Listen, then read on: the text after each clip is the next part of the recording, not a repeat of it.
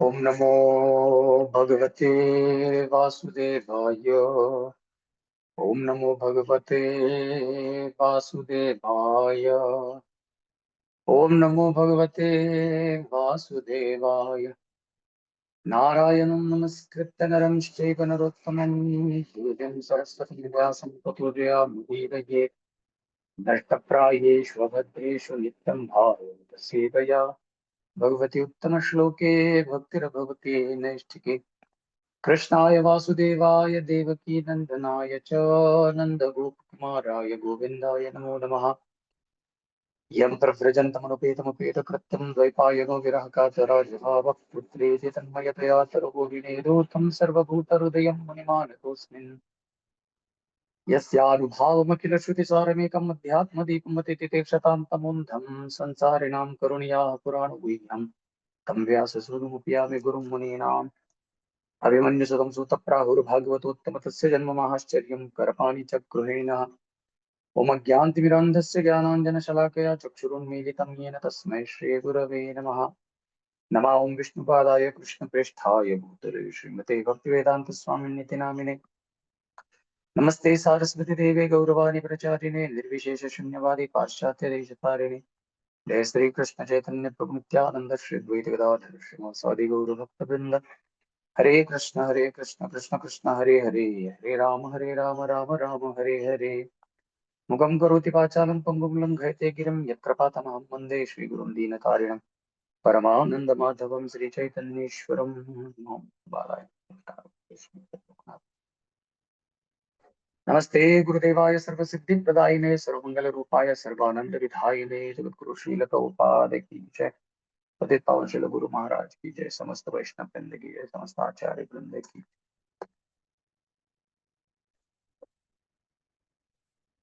हरे कृष्ण। परम पूज्य श्री गुरु महाराज श्री के श्री चरणों में मैं मेरे कोटि कोटि दंडवत प्रणाम अर्पित करता हूँ। और साथ ही साथ आप सभी वैष्णव भक्तों के चरण कमलों में मेरा सादर प्रणाम अर्पित करते हुए आज के इस सेवा का आरंभ करता हूँ। पद्ममाली प्रभु का मैं वो विशेष विशेष आभार व्यक्त करता हूँ कि उन्होंने ये थोड़ा सा हट के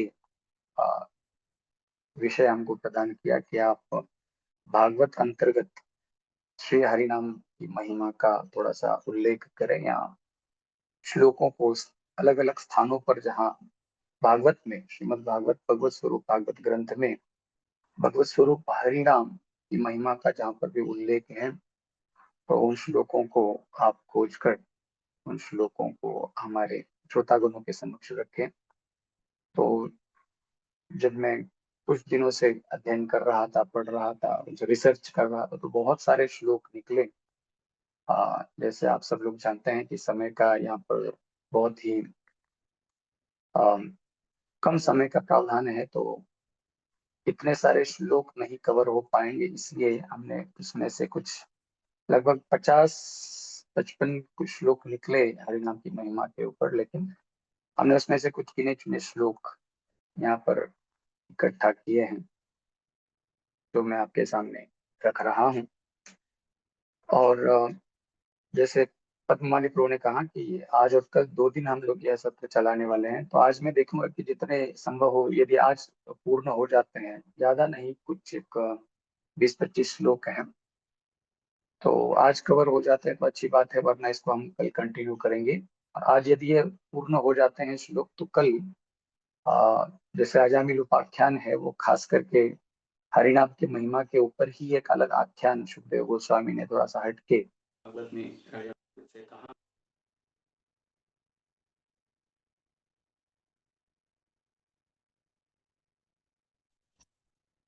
तो आरंभ करते हैं। श्रीमद् भागवत के प्रथम स्कंद में पहले अध्याय के 14वें श्लोक में शौनक आदि ऋषि मुनियों से सूत गोस्वामी कहते हैं, आपन्नः संसृतिं घोरां यन्नाममिव शोघ्रनन् ततः सद्यो विमुच्येत यद्विवेति स्वयं भयम्। बड़ा ही सुंदर श्लोक है, प्रसिद्ध श्लोक है, आप सब लोग जानते ही हैं। आपन्न संस्कृति घोराम, इस घोर संस्कृति में संस्कृति कहते हैं संसार को, जिसमें ये जो आवागमन चक्र लगा हुआ रहता है। संस्कृति, ये श्रु धातु से शब्द बनता है। श्रु टू मूव। संस्कृति उसे कहते हैं जो किसी के लिए जो संसार रुकता नहीं, बस आगे बढ़ता रहता है, चलता रहता है, जो बड़ी बड़ी ही घोर प्रकृति है।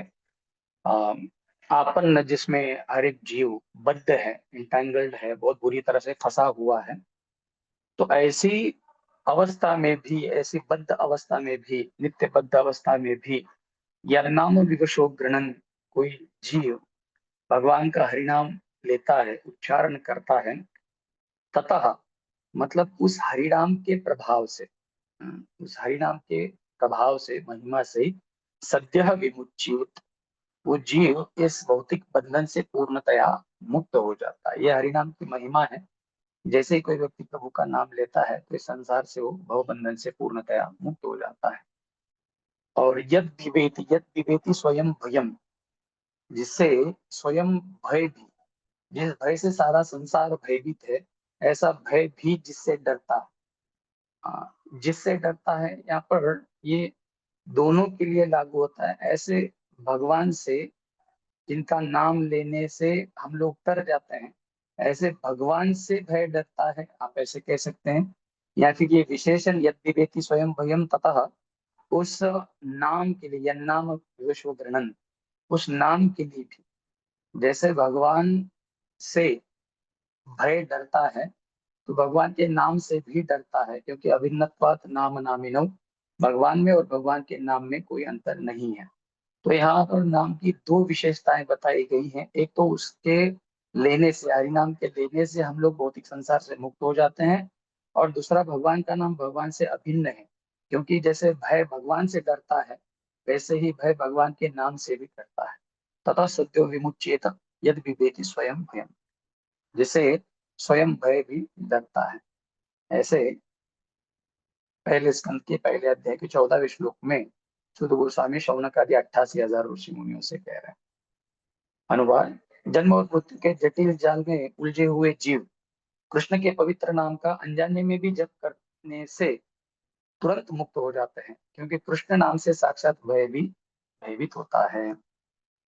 अगला श्लोक है 1.6.26। नारद मुनि व्यास जी से कह रहे हैं। व्यास जी जब विस्मित थे कि मुझे क्या करना चाहिए, तो नारद मुनि प्रकट होकर उन्होंने साधु संघ की महिमा बताई कि और किस प्रकार से मैंने पिछले जन्म में, जब मैं एक दासी पुत्र था, मैंने भक्ति वेदांती साधु संतों की, महात्माओं की खूब जम की सेवा की, और उन्हीं की कृपा से मैं संसार से मुक्त हो पाया, भगवान का दर्शन कर पाया। तो नारद मुनि ने बड़े प्रेम से भगवान की उपासना की, तपस्या की, आराधना की। भगवान का उनको कुछ क्षणों के लिए दर्शन हुआ। उसके पश्चात नारद मुनि एक विमुक्त पाणिना, एक विमुक्त महात्मा के रूप में विचरण करने लगे। उस संदर्भ में ये श्लोक आता है, जहाँ पे छठे अध्याय में पहले स्कंद के इस 26वें श्लोक में कहते हैं, नामान्यनन्तस्य हतत्रपः पठन् गृह्णानि भद्राणि कृतानि च स्मरन् गां पर्यटन् तुष्टवनागतस्पृहः कालं प्रतीक्षन् विमदो विमत्सरः। नामानि अनंतस्य हतत्रपः पठन्, पठन का अर्थ है बारंबार उच्चारण करने से। भगवान के दिव्य नामों का बारंबार उच्चारण करने से हमारे जीवन के त्रपः, तीनों तरह के जो ताप है, हत, पूर्णतया नष्ट हो जाते हैं। जैसे ही मुझे भगवान का दर्शन हुआ और भगवान ने आश्वासन दिया कि अगले जन्म में अ, नित्य निरंतर भगवान का सानिध्य नारद मुनि को प्राप्त होगा, तो नारद मुनि बड़े ही प्रेम से भगवान का नामोच्चारण करते हुए इस संसार में भ्रमण करने लगे। भगवान का कैसा नाम बोले, गुह्यानि भद्राणि कृतानि च स्मरन्, बड़े ही गुह्य भगवान के नाम है, और भद्र अर्थात कल्याण प्रदान करने वाले नाम है। तो ऐसे नामों का बारंबार पठन करते हुए, उच्चारण करते हुए, हरि नाम का उच्चारण करते हुए गाम पर्यटन, मैं इस गांव पृथ्वी पर भ्रमण करने लगा। कतस्पृह, संसार की कोई इच्छा मन में रही नहीं, और काल प्रतीक्षण, मैं राह देखता घूमता रहा कि कब मुझे पुनः भगवान का दर्शन होगा या भगवान का सानिध्य मिलेगा। उस अवस्था में हरिनाम के प्रभाव से नारद मुनि कहते हैं, मैं क्या बन गया, विमदः विमत्सरः। एक तो मुझे किसी प्रकार का अहंकार नहीं रहा, और मैं मात्सर्य से भौतिक जीवों के प्रति एक दया भाव होता है भक्तों के मन में, किसी के प्रति द्वेष भाव नहीं होता। ये हरिनाम की महिमा है कि इस तरह के दिव्य गुण नाम जपी महात्माओं में प्रकट हो जाते हैं, स्वयं स्फूर्त प्रकट हो जाते हैं। तो वहां पर भी कहा गया है कि भगवान के नामोच्चारण से हमारे जीवन के आदि दैविक, आदि भौतिक, आध्यात्मिक सभी प्रकार के क्लेश, सभी प्रकार के कष्ट, सभी प्रकार के दुख नष्ट हो जाते हैं। बड़ा ही सुंदर श्लोक था। आगे पहले स्कंद के 8वें अध्याय के 36वें श्लोक में कुंती महारानी साक्षात भगवान से कह रही है, भगवान श्री कृष्ण ने जैसे ही परीक्षित महाराज का संरक्षण किया है उत्तरा माता के गर्भ में प्रविष्ट होकर, तो कुंती महारानी ने भगवान के चरणों में अपनी प्रार्थनाएं अर्पित की हैं। बड़ा ही प्रसिद्ध ये प्रसंग है, कुंती की प्रार्थना है, स्तुति। तो उसी संदर्भ का ये श्लोक है, बड़ा ही सुंदर श्लोक। शृण्वन्ति गायन्ति गृह्णन्त्य वीक्षणशः स्मरन्ति नन्दन्ति तवेहितं जनाः तयैव पश्यन्ति चिरेण तावकं भवप्रवाहो परमं पदाम्बुजम्। यहाँ पे माता कहती है, कुंती महारानी कहती है, शृण्वन्ति गायन्ति गृह्णन्ति अभीक्ष्णशः, जो भगवान के भक्त होते हैं, भगवान की दिव्य लीला कथाओं को, भगवान के पवित्र नाम का वारंवार उच्चारण करते हैं। गायंती, सुनवंती, उसको सुनते रहते हैं, उच्चारण भी करते हैं, सुनते भी हैं, और गृणंती, उसको अपने जीवन में स्वीकार करते हैं। स्मरंती, नंदंती, वारंवार भगवान का स्मरण करके, भगवान का चिंतन करके, नंदंती, उसी में बड़े प्रसन्न हो जाते हैं। तवे हितम जनः, और ऐसे कार्यों में, ऐसे भक्त, भगवान के भक्त भगवान के भगवतीय कार्यों में, मतलब भगवान की सेवा में लगे रहते हैं।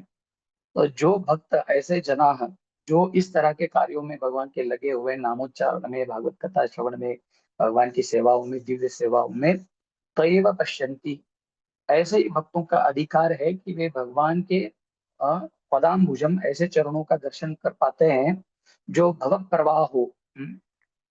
इस भौतिक प्रवाह को, जिसमें हम, हमारी अधोगति हो रही है, जैसे हम भगवान के धाम से नीचे हमारा अधपतन हुआ है, तो हम बस नीचे ही नीचे जाते जा रहे हैं, जाते जा रहे हैं, इस भव प्रवाह में लटके पड़े हैं, और हमारा अधपतन होता ही जा रहा है। तो ऐसी विकट परिस्थिति में भी यदि इस तरह के कार्य, जैसे भगवान का नाम उच्चारण है, भगवान की कथाओं का श्रवण है, या भगवान की दिव्य सेवा में यदि कोई व्यक्ति, जना, लोग अपने आप को व्यस्त रखते हैं, तो निश्चित रूप से ऐसी विकट परिस्थिति में भी उनको भगवान के चरणों का दर्शन हो पाता है। बड़ा सुंदर श्लोक यहाँ पे कुंती महारानी भगवान से प्रार्थना कर रही है।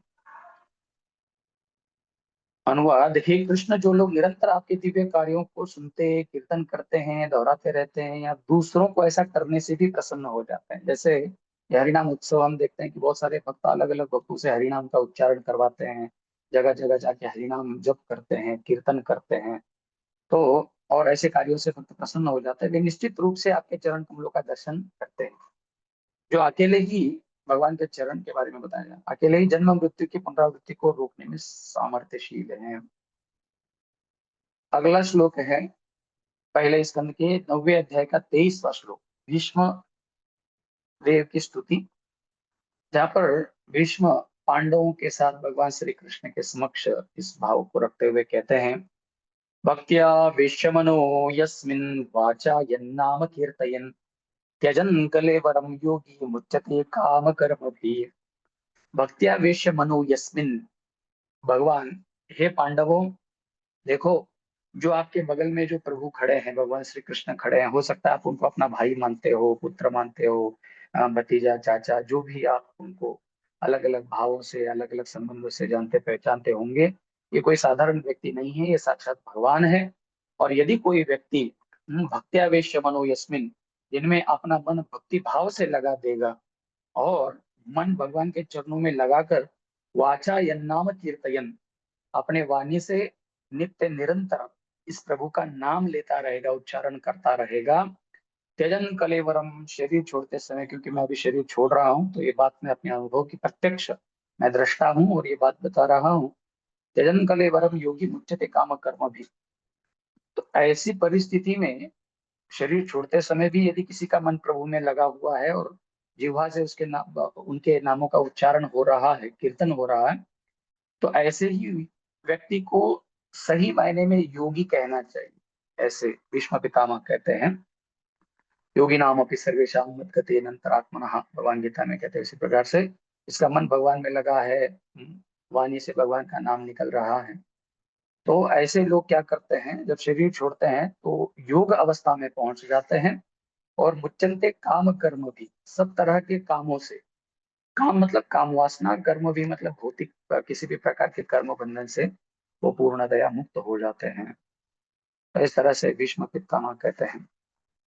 अनुवाद: भगवान जो भक्त के मन में ध्यान पूर्वक भक्ति, भगवान भगवान भगवान से कह रहे हैं, जो भक्त के मन में ध्यान पूर्वक भक्ति और ध्यान द्वारा तथा पवित्र नाम के कीर्तन द्वारा प्रकट होते हैं, भक्त को भौतिक शरीर त्यागने के समय सकाम कर्मों के बंधन से मुक्त कर देते हैं। यही भगवान है जो आपके बगल में खड़े हैं, जिनका नामोच्चारण करने से वो आपको हर तरह के कर्म बंधन से मुक्त कर देंगे। प्रथम स्कंद के 18वें अध्याय का 19वां श्लोक है, जहां पर सुत गोस्वामी शौनकादि ऋषि मुनियों से कह रहे हैं, कुतः पुनः गृणतो नाम तस्य महत्तमैकांत परायणस्य योऽनंत शक्तिर्भगवान् अनंतो महद्गुणत्वाद् यमनन्तमाभूत्। कुतः, सबसे पहले इन्होंने शौनकादि ऋषि मुनियों ने और भी भगवान की दिव्य लीलाओं को पूछा, और आगे कथा सुनाई, और आगे वयं किमपि तृप्याम उत्तम श्लोक विक्रमे, हे सुत गोस्वामी, हम तृप्त नहीं हो रहे, आप महान हैं, आप दिव्य हैं, आप भगवत कृपा प्राप्त कर चुके हैं, तो आप हमें भगवान के विषय में बताइए। तो सुत गोस्वामी इससे पहले वाले श्लोक में, 18वें श्लोक में, अपने आप को बहुत ही निम्न श्रेणी का मानते हुए कहते हैं कि हम तो सूत जाति में, विलोम जाति में उत्पन्न हुए हैं, लेकिन फिर भी भगवान की कृपा प्राप्त कर सकते हैं। तो कुतः पुनः गृणतो नाम तस्यः, उन भक्तों के बारे में क्या कहा जाए जो वारंवार भगवान के दिव्य नामों का उच्चारण कर रहे हैं, मतलब भगवान के दिव्य नाम जाप में लगे हुए नाम जापक महात्मा है, और वो भी महत्तम एकांत परायणस्य, महान दिव्य वैष्णव भक्तों के गुरुजनों की सानिध्य में रहते हुए जो भगवान के नामों का उच्चारण कर रहे हैं, जो भगवान अनंत नाम से जाने जाते हैं। क्यों? क्योंकि उनमें बहुत सारी शक्तियां हैं। यो अनंत शक्ति भगवान अनंतो महद गुणत्वाद, और उनमें बहुत दिव्य दिव्य गुण समाहित हैं। उनके बारे में क्या कहा जाए, तो ऐसे भक्त जो नित्य निरंतर भगवान के नामों का उच्चारण कर रहे हैं, वे तो निश्चित रूप से इस संसार से मुक्त होंगे और अनंत भगवान की विशेष कृपा, अनंत कृपा को प्राप्त करेंगे। और जो महान भक्तों के निर्देशन में रहते हुए असीम शक्ति वाले भगवान के पवित्र नाम का कीर्तन करते हैं, उनके विषय में क्या कहा जाए, असीम शक्ति वाले तथा गुणों से दिव्य भगवान अनंत कहलाए जाते हैं। आगे यहाँ से दूसरा स्कंद आरंभ होता है। दूसरे स्कंद के पहले ही अध्याय के 5वें श्लोक में सुखदेव गोस्वामी कहते हैं, श्री शुक उवाच, तस्मात् भारत सर्वात्मा भगवान ईश्वरो हरि, श्रोतव्य कीर्तितव्य च स्मर्तव्य इच्छिता भयम। ये बड़ा ही प्रसिद्ध श्लोक है। इससे पहले पहले स्कंद के अंतिम अंतिम संग में परीक्षित महाराज ने जो भागवत का मूल एक प्रश्न है उसको पूछते हैं, अतः पृच्छामि संसिद्धिम योगिनाम परमं गुरु, पुरुषस्य है यत् कार्यम म्रियमाणस्य सर्वथा। म्रियमाण व्यक्ति का क्या कार्य है? एक व्यक्ति, मरणासन्न व्यक्ति जो निकटवर्ती भविष्य में मरने ही वाला, ऐसे व्यक्ति ने, आप एकदम ठाम होकर बताइए कि ऐसे व्यक्ति ने क्या करना चाहिए। ऐसा बड़ा ही स्ट्रेट, एकदम सीधा सीधा सवाल पूछा था। तो क्या करना चाहिए, मरणासन व्यक्ति ने क्या करना चाहिए? योगी नाम परमम गुरु, हे सुखदेव गोस्वामी, आप योगियों में परम श्रेष्ठ हैं। पुरुष से यत् कार्य म्रियमाण से सर्वथा, म्रियमाण व्यक्ति का परम कर्तव्य क्या है, आप हमें बताइए। तो जितना सीधा सवाल पूछा गया है उतना ही सीधा सीधा जवाब दिया गया है, और उस श्लोक का ही यह जवाब के रूप में दिया गया श्लोक है, जहाँ पर सुखदेव गोस्वामी कहते हैं तस्मात्। इससे पहले कहते हैं कि बहुत सारी बातें हैं संसार में अनर्गल चर्चा करने की, ये वो ऐसा ऐसा ब्ला ब्ला ब्ला। अंत में कहते हैं, इसलिए हे भरत वंशी अर्जुन, तस्मात् भारत सर्वात्मा भगवान ईश्वर हो। सर्वात्मा मतलब सर्वतोभावे, काया वाचा मन से भगवान जो षड़ा ईश्वर संपन्न है, ईश्वर जो सबके नियंता है, इनका नाम है श्री हरि। एकदम क्लियर कट, मतलब इसमें कोई शंका न रहे, कोई दुविधा न रहे, इसलिए स्पष्ट नाम लेकर बता रहे हैं भगवान श्री हरि के विषय में। श्रोतव्य, उसको सुनना चाहिए, कीर्तितव्य, उनका कीर्तन करना चाहिए, और स्मर्तव्य, नित्य निरंतर उनका स्मरण करना चाहिए। इच्छिता भयम, जो इस भौतिक संसार से, खास करके मृत्यु के भय से जो बचना चाहता है, उसको भगवान के बारे में। तो यहाँ पर आप कह सकते हैं कि भगवान की कथा के बारे में कहा जा रहा है। भगवान की कथा को सुनना चाहिए और भगवान की दिव्य लीलाओं को, कीर्ति को गाना चाहिए और स्मरण करना चाहिए। तो यही श्लोक एक्चुअली नाम के ऊपर भी लागू होता है, क्योंकि संभव नहीं है कि हर एक व्यक्ति हमेशा कहीं ना कहीं जाकर कथा सुनते रहे या परंतु नित्य रूप से हम जो हरि नाम जप की विधि बताई बताई जाती है, महिमा बताई जाती है, पद्धति बताई जाती है श्रीमान जीदानंद प्रभु, अनंत शेष प्रभुओं के द्वारा, कि किस प्रकार से हम एकदम स्पष्ट रूप से नाम का उच्चारण करना चाहिए, नाम जब हम कहते हैं तो उनको सुनना चाहिए और भगवान की लीलाओं का चिंतन करना चाहिए। गुरु महाराज भी कभी कभी प्रवृत्त करते हैं अलग अलग प्रकार के चित्रों को दिखाते हुए, ऐसे भगवान की लीलाओं का आप स्मरण कर सकते हैं। तो ये नियम भगवान के नाम पर भी लागू होता है कि भगवान के नामों को सुनना चाहिए, उनका वारंवार कीर्तन करना चाहिए और स्मरण करना, क्योंकि एक परिस्थिति ऐसी आ जाती है शरीर छोड़ते समय, ये जरूरी नहीं कि उनको श्रोतव्य अपने कानों को, क्योंकि समय से पहले ही काम साथ देना बंद कर देते हैं, कीर्तितव्य जीवा भी उच्चारण करना धीरे धीरे कम हो जाता है। लेकिन स्मरण तो होते रहना चाहिए। इसलिए भगवान ने कहा है कि अंत काले च माम एवं स्मरण मुक्त्वा कलेवर, स्मरण के ऊपर ज्यादा जोर दिया गया है। और इसके अगले श्लोक में ही सुखदेव गोस्वामी कहते हैं, छठवें श्लोक में, एतावान सांख्य योगाभ्याम स्वधर्म परिनिष्ठया जन्मलाभः परः पुंसाम अन्ते नारायण स्मृति। और हे राजा परीक्षित, मैं इसलिए ये पद्धति बता रहा हूँ, श्रोतव्य कीर्तितव्य स्मर्तव्य इच्छिता भयम, इसलिए ये पद्धति बताई जा रही है क्योंकि इस प्रकार से यदि कोई व्यक्ति अपने आप को सांख्य योगाभ्याम भक्ति परक कार्यों में लगाए रखता है और स्वधर्म परिनिष्ठया, पूर्णतः अपने धर्म में वह व्यक्ति निरत रहता है, तो सही मायने में उसका जो जीवन है वो धन्य हो जाता है।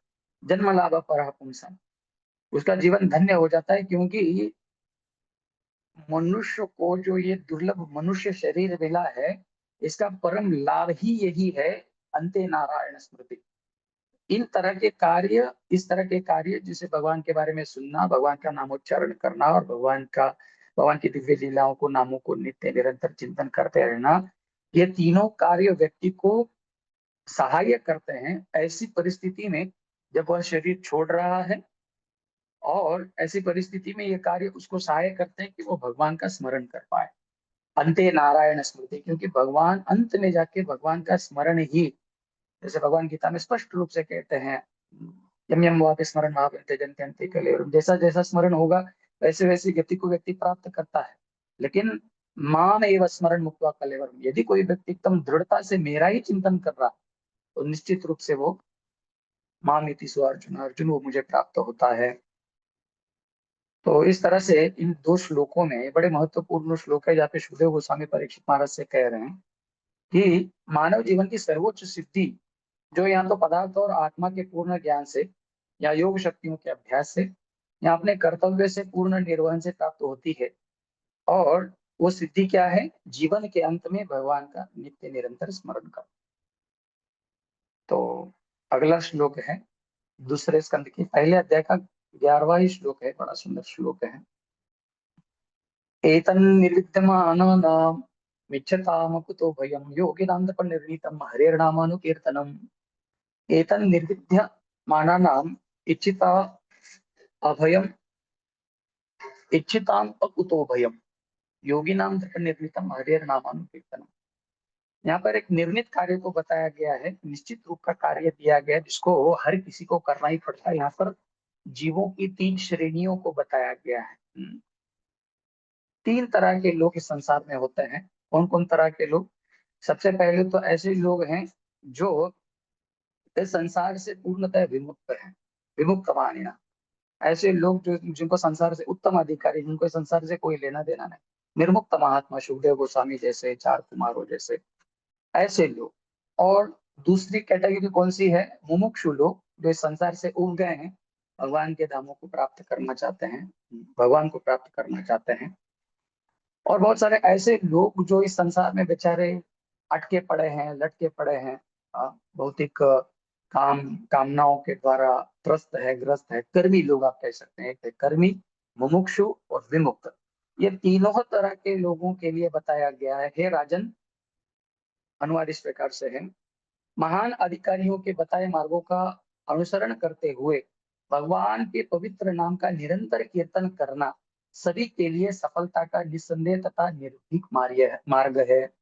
भगवान के नामों का नित्य निरंतर उच्चारण करते रहें, बस निश्चित रूप से इस निर्भय होकर इस मार्ग पर चले, उनको सिद्धि प्राप्त होगी। इसमें वे लोग भी शामिल हैं जो समस्त भौतिक इच्छाओं से मुक्त है, या जो समस्त भौतिक इच्छाओं को भोगों को भोगने के इच्छुक है, तथा वे भी जो दिव्य ज्ञान के बल पर आत्म संतुष्ट है। मतलब तीनों तरह के लोग भगवान का नामोच्चारण करते रहेंगे तो निश्चित रूप से उनको सिद्धि प्राप्त होगी। अगला श्लोक, और भी बहुत सारे श्लोक हैं, जैसे उनका मैंने यहाँ पर जो उल्लेख नहीं किया है। दूसरे स्कंद के तीसरे अध्याय का 17वां श्लोक, 20वां श्लोक, जहाँ पर सुखदेव गोस्वामी स्तुति कर रहे हैं, वहां पर बड़ी सुंदर बात ये कहते हैं कि आयुर्हर्ति वैपुंसाम, बड़ा प्रसिद्ध श्लोक, इसको आप सुने होंगे बारंबार। उद्यन्न स्तन्न च यद्य, सूर्य आते हैं चले जाते हैं, तो ऐसे ही नहीं जाते, जाते जाते आपके जीवन का एक दिवस लेकर चले जाते हैं। तो उत्तम श्लोक का अर्थ है, या कोई व्यक्ति भगवान के नामोच्चारण में लगा हुआ है या भगवान की दिव्य कथा श्रवण कीर्तन में लगा हुआ है, तो कहते हैं कि ऐसे भक्तों का ये सूर्य कुछ नहीं बिगाड़ता। उसकी आयु लगने के लिए लग रहा है कि वो बढ़ रहा है, मृत्यु के निकट जा रहा है, लेकिन उसके लिए जो मृत्यु का द्वार होता है, वैकुंठ का द्वार, भगवत धाम का द्वार होता है। आगे वहां पर डांट फटकार लगाते हुए सुखदेव गोस्वामी कहते हैं, यदि उल्टा कोई व्यक्ति अपने वाणी का उच्चारण नहीं कर रहा, भगवान की सेवा में अपनी वाणी को नहीं लगा रहा, तो कहते हैं कि जिह्वा असति दार्दूरी एव सूतः नकोपगायति उर्गाय गाथा।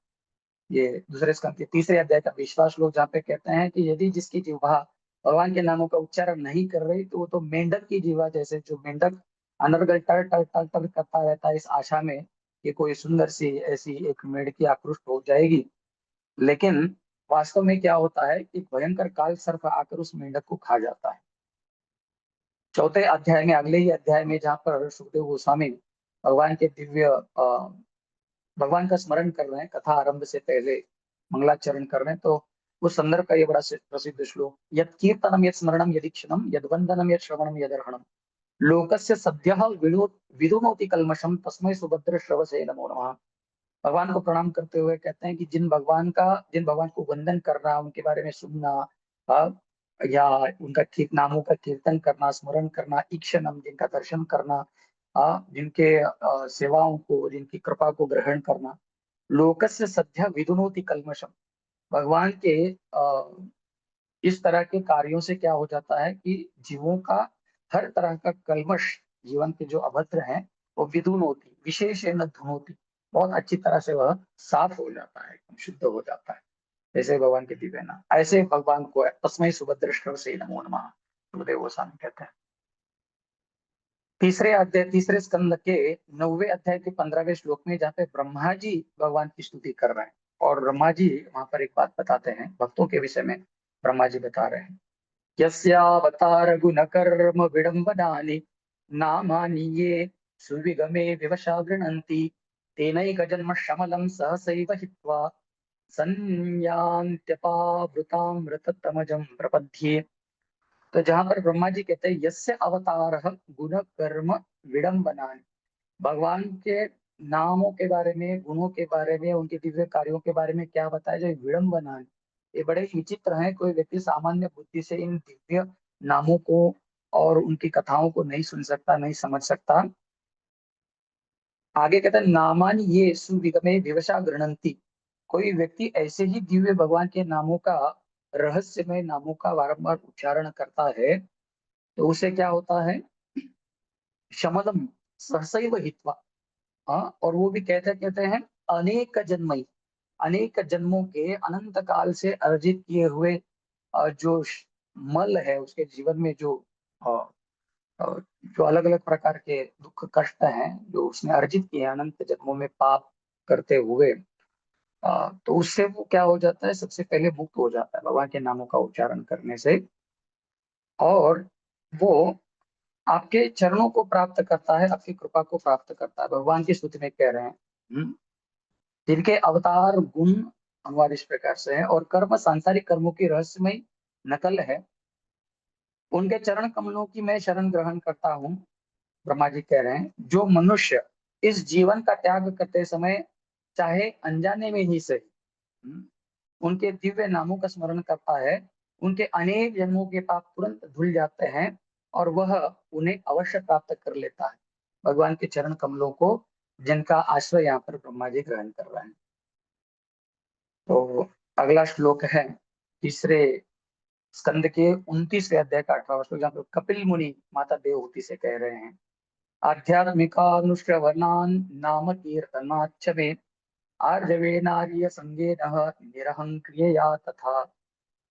यहाँ पे कह रहे हैं कि आध्यात्मिका आध्यात्मिका हाँ, अनु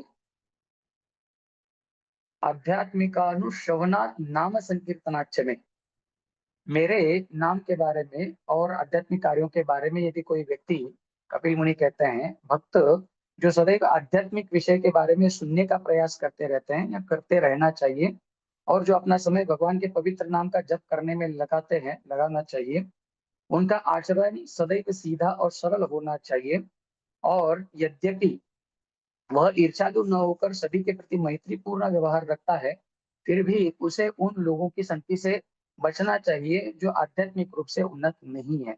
यहाँ पर विधि इसको कहते हैं, आदेश कहते हैं। कपिल मुनि आदेश दे रहे हैं कि जो व्यक्ति भक्ति में प्रगति करना चाहता है, कि उनका यह परम कर्तव्य है कि वो अपने आप को भगवान की दिव्य कथाओं में, भगवान के दिव्य नामोच्चारण में लगाए रखना चाहिए और असंगति से, दुसंगति से अपने आप को बचाना चाहिए। जबकि भगवान के वैष्णव दूसरों पर दयालु होते हैं, कृपा करते रहते हैं, लेकिन फिर भी सावधान रहना चाहिए कि मैं बहुत महान भक्त बन गया हूँ, किसी भी प्रकार के संग में जाकर मैं अपने आप को स्थिर रख पाऊंगा और उनका उद्धार कर पाऊंगा। तो ऐसे भ्रांति से अपने आप को बचाए रखना और भगवान के दिव्य निरंतर नामों में लगे रहना, यही एक उच्च कोटि भक्तों का ये स्वभाव है, या ये लक्षण है। माता देवहूति से कपिल मुनि कह रहा है। आगे के 2 श्लोक हम लोग लेंगे और फिर समय हो गया है तो हम थोड़ा सा रुकेंगे। श्रीमद् भागवत के तीसरे स्कंद के 33वें अध्याय के छठे श्लोक में, छठे और 7वें श्लोक में यहाँ पर माता देवहूति अपने भावों को व्यक्त कर रही है। अंतिम अंतिम श्लोक है जहाँ पर कपिल मुनि से दिव्य ज्ञान प्राप्त करके माता अदिति कपिल मुनि का यहाँ पर आभार व्यक्त कर रही है, अपने पुत्र का ही। तो उस प्रसंग में कहती है, यन्नाम ध्येय श्रवणानुकीर्तनात् यत् प्रह्वणाद् यत् स्मरणादपि क्वचित् स्वादो विसत्य सवनाय कल्पते उतः पुनस्ते भगवन् अनुदर्शनात्। ये अपने आप को धन्य मान रही है कि हे प्रभु, आपका देखो, एक तो आप मेरे पुत्र के रूप में प्रकट हुए हो और आपका वारंवार अनुदर्शनात्, आपका वारंवार मुझे दर्शन हो रहा है, तो मुझे कोई संदेह नहीं है कि मैं मुक्त हो चुकी हूँ। क्योंकि वे कहती है कि यन्नाम ध्येय श्रवणानुकीर्तनात्, कोई व्यक्ति आपके दिव्य नामों का श्रवण कीर्तन करता रहता है, भगवान की कथाओं का श्रवण कीर्तन करता रहता है, यत् प्रभवनाद स्मरणादपि क्वचित, कोई व्यक्ति निरंतर आपके यत् प्रभवनाद, आपके चरणों में अपने भावों को ऑफरिंग, अपने भावों को व्यक्त करता हुआ, अपने दिव्य सेवा को अर्पित करता हुआ नित्य निरंतर आपके स्मरण में लगा हुआ है, तो स्वादोपि सद्य सवनाय कल्पते, स्वाद स्व अदह, अदह कहते हैं खाने वाला, स्व कहते हैं कुत्ता। ऐसे लोग जो चांडाल हैं, जो स्वभुंक्त है, कुत्तों को ग्रहण करने वाले, कुत्ते खाने वाले, इतने नीच योनि के हैं, ऐसे लोग भी, चांडाल भी सद्य सवनाय कल्पते, तुरंत दिव्य योनि को प्राप्त करते हैं या दिव्य स्तर को प्राप्त करते हैं। तो जो लोग नित्य निरंतर आपका दर्शन कर रहे हैं, उनके बारे में क्या कहा जाए। तो भगवान का नाम जो है, एकदम नीच से नीच व्यक्ति का भी उद्धार करते हैं, व्यक्ति शुद्ध हो जाता है, पवित्र हो जाता है। इतना ही नहीं, वे कहती हैं अगले ही श्लोक में, 7वें श्लोक में, बड़ा प्रसिद्ध श्लोक आपने सुना होगा, अहो बत श्वपचतो गरियान यत् जिह्वाग्रे वर्तते नाम तुभ्यं ते पुस्तपस्ते जुहुवस्तस्नुरार्या ब्रह्मानुचूर्णाम गृह्णन्ति ये ते। वे कहती हैं अहो, क्या उनके बारे में अब मैं कह रही हूँ, ध्यान से सुनिए। कहते हैं अहो बत श्वपचतो, शपचतो गरियान, गरियान मतलब वो व्यक्ति धन्य है जो स्वपच होकर भी भगवान का यद जिह्वाग्रे वर्तते नाम तुभ्यम, जो अपनी वाणी कथा से आपके दिव्य नामों का उच्चारण कर रहा है। यदि कोई व्यक्ति ऐसा दिख रहा है जो आपके नामों का उच्चारण कर रहा है, आपको जरूरी नहीं जाकर देखना कि वो किस परिवार में, किस कुल में, कहाँ पर उत्पन्न हुआ है। यदि वो स्वपच भी है, कुत्ता पचाने वाला भी क्यों ना हो, यदि वह भगवान यद जिह्वाग्रे, जिह्वा के अग्रभाग से वर्तते नाम तुभ्यम, आपके नामों का बारंबार आवर्तन कर रहा है, उच्चारण कर रहा है। तो तेपुः तपस्ती, ऐसे लोगों ने अपने जन्म में सब तरह की कठिन से कठिन तपस्याओं को संपन्न किया है। जुहुः सस्नुरार्या, अलग अलग स्थानों में जाकर उसने सस्नु स्नान किया है। जुहुः अलग अलग प्रकार के तीर्थों में जाकर स्नान करके दिव्य दिव्य बड़े बड़े महान महान वाजपेयी जैसे, अश्वमेध जैसे, राजसूय जैसे महान महान यज्ञों को उन्होंने संपन्न किया है। ब्रह्मांड, दिव्य ब्रह्म विद्या को उन्होंने प्राप्त किया है। गृणंती ये थे, ऐसा आपको मान ही लेना चाहिए यदि कोई व्यक्ति अपने जीवा से भगवान के नामों का उच्चारण कर रहा है। कोई व्यक्ति भगवान के दिव्य नामों का यदि उच्चारण कर रहा है तो उसने अपने गत जन्मों में कहो या इस जन्मों में कहो, हर तरह के जितने भी शास्त्रों में पुण्य कर्मों को कहा है, उन सभी पुण्य कर्मों को उसने संपन्न किया है। और तब जाके उसकी नाम में रुचि उत्पन्न हुई है और उसकी जीवा से भगवान का नाम निकल पा रहा है। भगवान जैसे गीता में कहते हैं, तेषां त्वन्तगतः पापं जनानां पुण्यकर्मणां ते द्वंद्व मोह निर्मुक्ता भजन्ते मां दृढ़व्रतः। तेषां तो अंतगतः पापम, जब हमारे सारे पाप क्षीण हो जाते हैं, अंतगतः जनानां पुण्य कर्मणां, बहुत सारे पुण्य कर्म उदित होते हैं, तभी जाके हम द्वंद्व और मोह से मुक्त होकर, द्वंद्व और मोह से मुक्त होकर, ते द्वंद्व मोह निर्मुक्ता भजन्ते माम, मेरे नाम का उच्चारण करते हैं, मेरा भजन करते रहते हैं। हरे कृष्णा कृष्ण कृष्णा हरे हरे, हरे राम राम राम हरे हरे। तो ठीक है, मुझे कल प्रभु जी ने कहा था कि एक दो 5 मिनट आप आगे पीछे कर सकते हैं, तो फिर भी मैं आप लोगों का आभार व्यक्त करता हूँ कि आपने 5 मिनट विलंब तो हो ही गया है। जो बचे हुए श्लोक हैं उनका हम लोग कल दर्शन करेंगे, कल श्रवण चिंतन स्मरण करेंगे। आज के इस सेवा को मैं यहाँ पर विराम देता हूँ। बहुत बहुत धन्यवाद। हरे कृष्णा।